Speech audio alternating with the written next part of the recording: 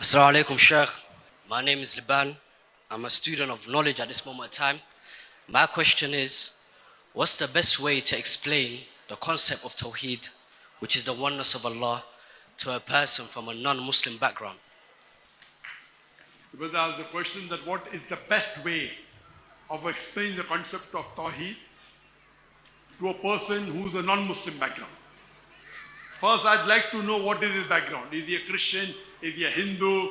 Is he a Parsi?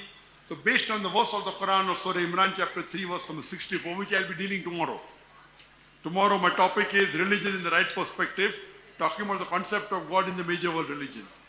Allah says, Kul ya al-kitab, O people of the book, ta'alaw ila kalimatin sawa'in bayna baynakum. Come to common terms as between us and you. Which is the first term? Allah na'budu illallah. That we worship none but Allah. Wala nushrika bihi shay'un. That we associate no partners with Him. Wala yattakhidha ba'duna ba'dan arbaban min dunillah. That we erect not among ourselves lords and patrons other than Allah. Fa in tawallaw. If then they turn back. Faqulu shadu. Say be a witness. Bi anna muslimun. That we are bowing our will to Allah subhanahu wa ta'ala.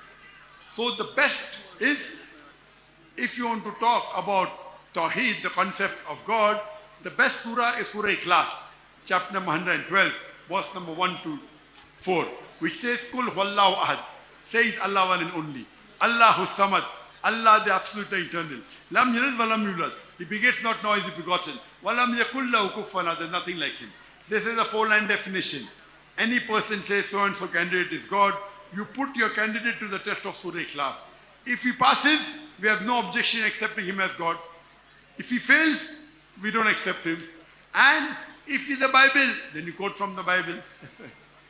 If he's a Christian, you quote from the Christian the verses of Tawheed, which I'll do tomorrow. If he's a Hindu, you quote the verses of Tawheed from the Vedas, from the Upanishad, from the Bhagavad Gita. If he's a Jew, you can quote from the Talmud. If he is a Parsi, you can quote from the Zed Avesta.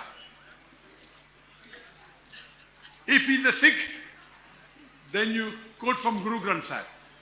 And there's another talk I've given, concept of God in the major world religion.